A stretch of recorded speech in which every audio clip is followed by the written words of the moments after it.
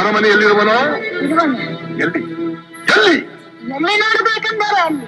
ನೋಡಬೇಕೆಂದರೆ ಅಲ್ಲಿ, ಎಲ್ಲಿ ನೋಡಬೇಕೆಂದರೆ ಅಲ್ಲಿ.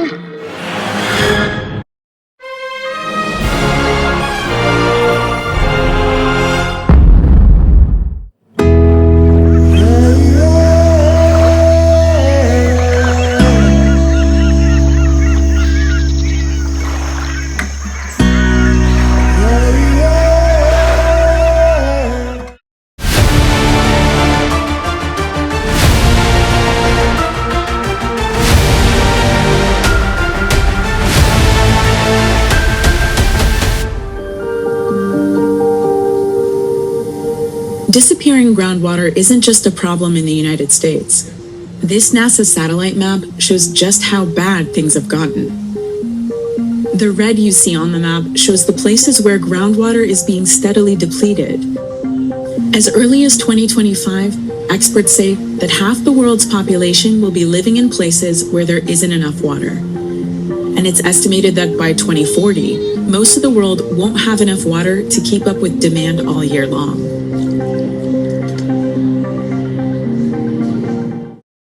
The rate of drying that they measured has quickly accelerated just over the last 10 years or so, since 2014. They've been measuring for 22 years. They've seen that rapid depletion from the very beginning, but it has intensified and accelerated just in the last 10 or 12 years. And so that's particularly alarming. It's something that led them to write in their paper that this issue is a critical and emerging threat to humanity.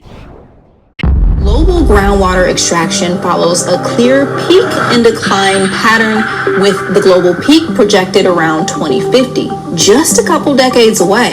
And many of the places most likely to peak are among the most important food-producing regions on Earth and will expose about half of the world's population to water stress. These include critical farming regions in the western United States, Mexico, India, Pakistan, and China, as well as several other countries in the Middle East and Mediterranean. Human activities, from pollution to overpopulation, are driving up the Earth's temperature. As the city keeps growing and the aquifers are drained out, the capital also faces the threat of zero water in the coming years. About 33 to 35 million people is expected to live in Delhi by 2035. Now the question is, we can't even provide good water services now to Delhi's current customers, which is maybe about 20 million. How we're going to handle 35 million only in less than 20. Mexico City has faced water shortages for years, but never like this. Most, if not all, of its key reservoirs are less than a third full. El llamado Día Cero.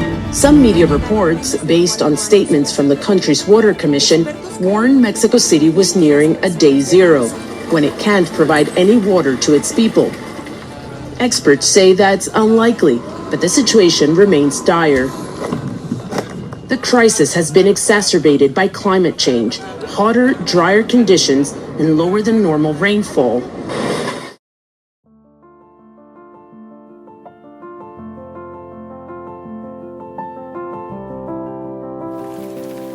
Drivers were stuck when the water overtook busy highways.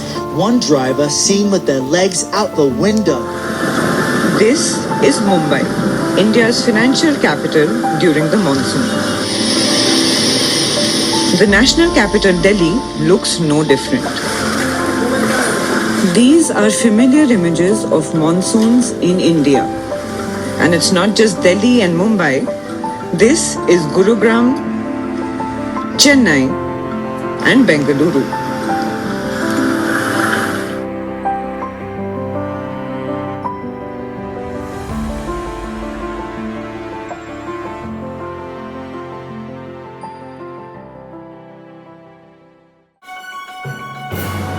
From floods to droughts, climate change has caused disasters across the world.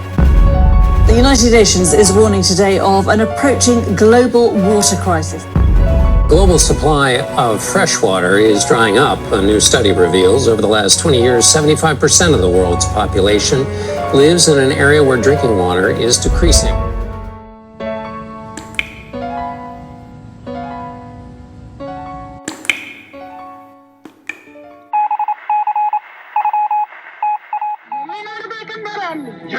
ನೋಡಬೇಕೆಂದರೆ ಅಲ್ಲಿ ಎಲ್ಲಿ ನೋಡಬೇಕೆಂದರೆ ಅಲ್ಲಿ ಈ ಕಂಬದಲ್ಲಿರುವನೇ ಅಲ್ಲಿಯೂ ಇದ್ದಾರೆ, ಈ ಕಂಬದಲ್ಲಿರುವನೇ ಅಲ್ಲಿಯೂ ಇದ್ದಾರೆ, ಈ ಕಂಬದಲ್ಲಿ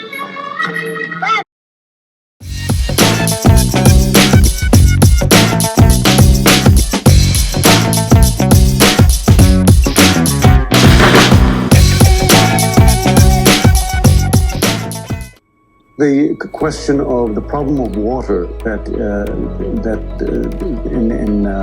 in the world that affects a lot of 1/3 of the world population is an important application for moths. And recently we have found that one can trap water from the atmosphere, especially from desert, arid regions of the world. I think this is an important application. I think it has the potential of watering dry regions of the world and also purifying water where water might be available but not in, it might be contaminated.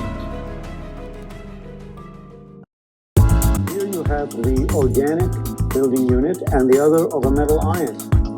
And we mix them together and stir to make the metal organic framework or the moth.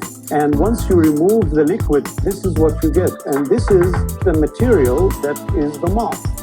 So what does that powder look like close up? So if I zoom in on a granule of this solid, the structure does not look very much unlike this.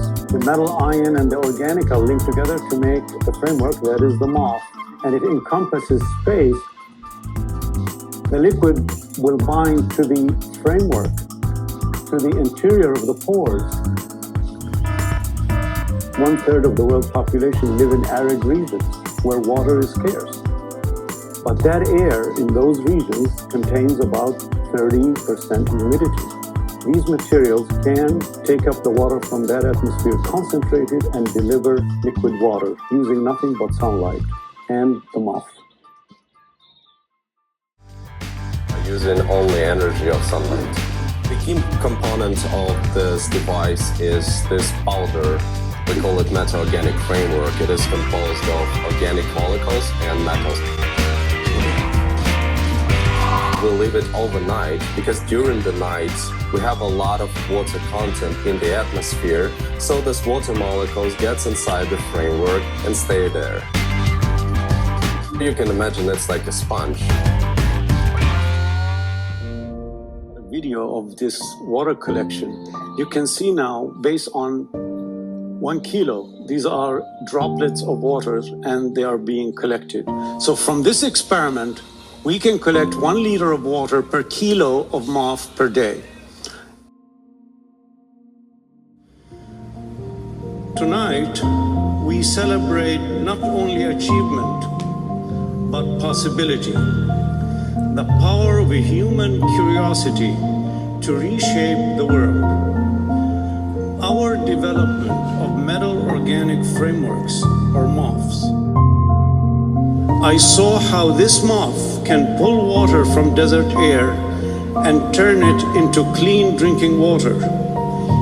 It echoed the rhythm of my childhood, yet now offered a solution to the very hardship we had once endured.